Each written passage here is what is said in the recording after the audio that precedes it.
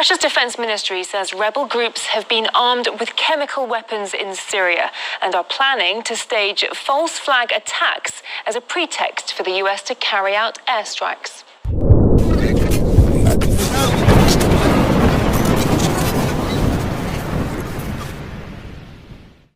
Representatives of the Russian armed forces have said they have reason to believe that the United States at its Al-Tanf base in Syria has been preparing squads of rebels, fighters, to stage a chemical provocation, a chemical weapons attack in the south of Syria, in Daraa, which borders Jordan and Israel. They've been provided, allegedly, as many as 20 tons of chlorine, as well as detonators disguised as cigarette packs. And this attack is imminent. Defense officials have said that this attack will be blamed on the Syrian government and will be used as an excuse by the United States and its allies to strike at Bashar al-Assad, his government and his military directly.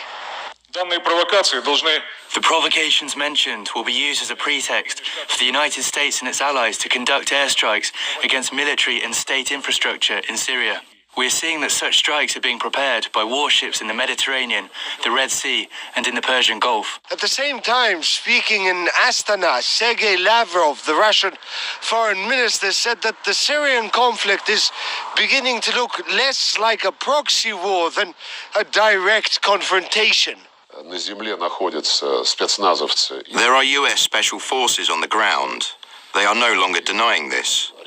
They are accompanied by the British, French, and special forces from other countries. It's not a proxy war anymore, but rather a direct involvement in the war. We condemn their illegal presence on Syria's territory.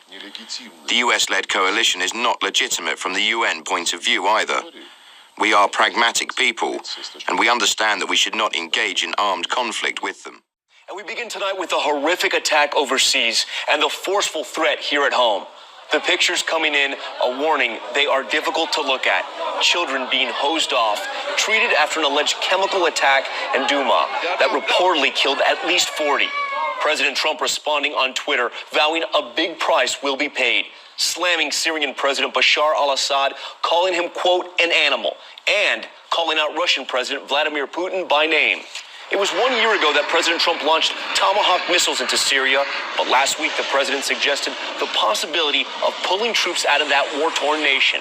We will have more on the White House reaction in a moment, but we begin tonight with ABC's senior foreign correspondent, Ian Pannell in London. Tonight, serious questions about whether these images prove the Syrian regime just attacked its own people with chemical weapons again. A war crime.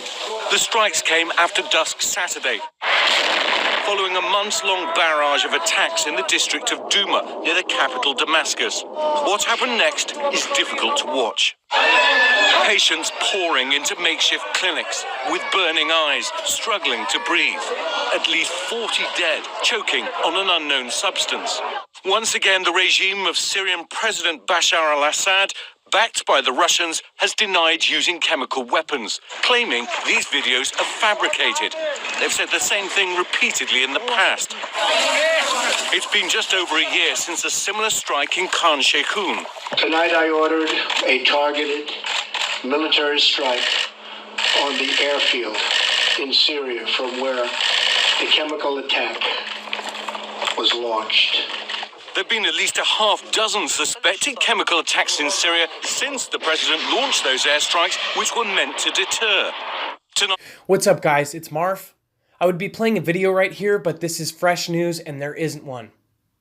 What just happened, apparently, according to Syrian TV, is we have just struck Syrian targets and Syrian airfields. So this is going play by play, exactly as RT said on March 17th. And that was according to the Russian general spokesman. Basically like our Sarah Sanders of Russia. So this is some scary, scary stuff. Now, whichever side did it, I don't really care. At this point, this is a direct conflict between US and Russia. And like they said, This is less and less a proxy war every single day. I have a firm belief that everyone needs to be prepared because we might see war this year. Put what you think down below. I would love to hear your opinions. I would love to hear your thoughts on this. All right, guys. Have a good day. Be prepared. And Marf out.